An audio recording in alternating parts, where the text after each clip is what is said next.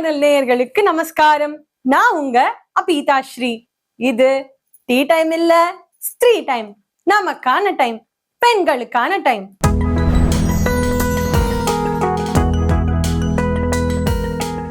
இன்னைக்கு எபிசோட்ல நம்ம என்ன பார்க்க போறோம்னு சொன்னா, லாஸ்ட் எபிசோட்ல மேரேஜ் பத்தி பேசியிருந்தேன். அதாவது மேரேஜ் சரியான வயசுல பண்ணிக்கணும், நம்ம எல்லாரும் பருவத்தே பயிர் செய் அப்படின்னு சொல்லியிருக்கா இல்லையா? அந்த பழமொழிக்கு ஏத்தாப்புல சரியான வயசுல கல்யாணம் பண்ணிக்கணும் அப்படின்னு நான் சொல்லியிருந்தேன். அதுக்கு சுப்பு அப்படிங்கிற ஒரு நேயர் கமெண்ட் பண்ணியிருக்கார்.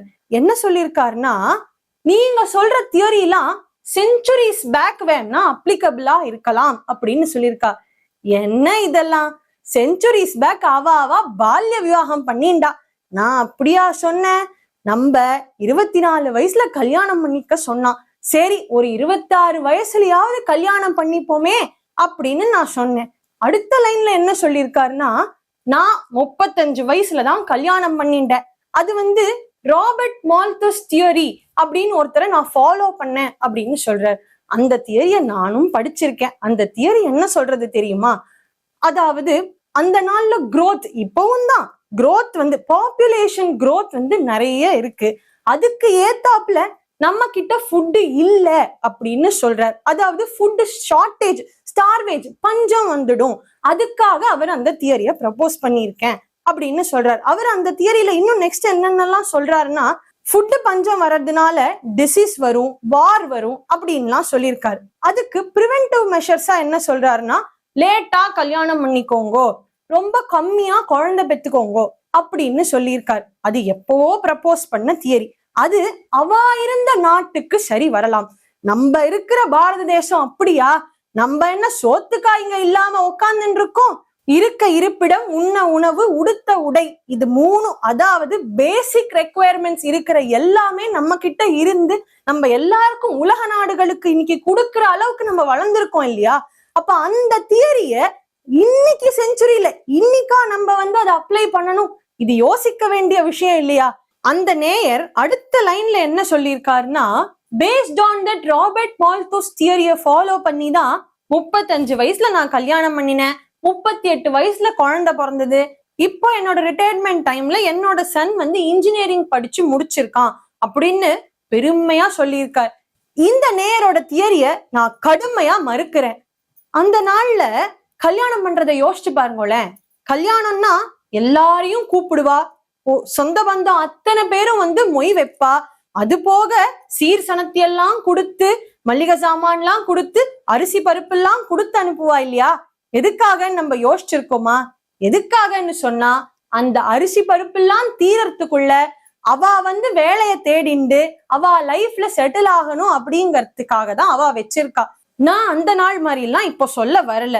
படிச்சு முடிச்சுட்டானா, ஒரு வேலை கிடைச்சுதா, சம்பாதிக்கிறானா, உடனே கல்யாணம் பண்ணிடுங்கோ அப்படின்னு சொல்ல வரேன். இன்னைக்கு என்ன ஆயிடுத்து? ஃபர்டிலிட்டி சென்டர்ஸ் இன்க்ரீஸ் ஆயிண்டே இருக்கு. அதை நம்ம யோசிச்சு பார்த்தோமா? தெருக்கு தெரு பானிபூரி கடை இருக்கிற மாதிரி தெருக்கு தெரு ஃபர்டிலிட்டி சென்டர்ஸ் வந்துடுது. அதுக்கு என்ன ரீசன் நம்ம எப்பயாவது யோசிச்சிருக்கோமா? Age factor is also one of the reason தானே.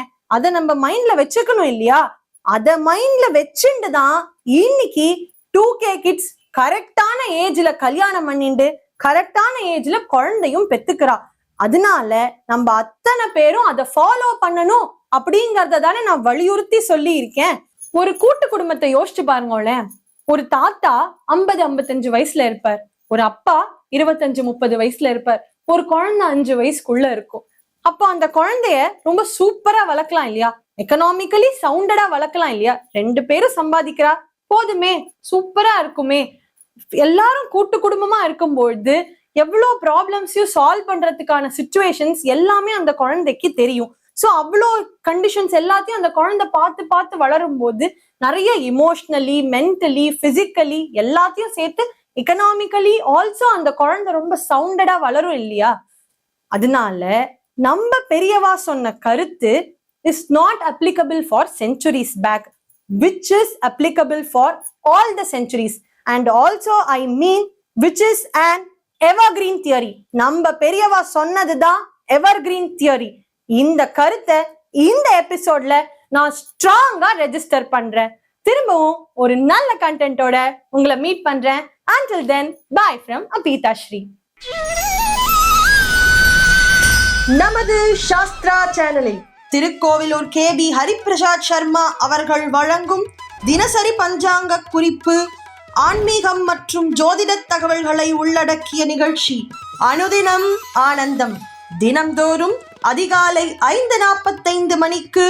இத்துடன் திங்கட்கிழமை தோறும் உபன்யாச நிகழ்ச்சி, புதன்தோறும் அறிந்த புராணமும் தெரியாத கதைகளும், வியாழந்தோறும் வேதபுரி பிரம்மஸ்ரீ H யுவராஜ சாஸ்திரிகள் வழங்கும் நீதி சாஸ்திரம், வெள்ளிக்கிழமை தோறும் அபீதாஸ்ரீ வழங்கும் ஸ்திரீ டைம் ஆகிய சிறப்பு நிகழ்ச்சிகள் உங்களுக்காக எக்ஸ்க்ளூசிவா நம்ம சாஸ்திரா சேனலில் மாலை 5 மணி முதல் ஒளிபரப்பாகிறது.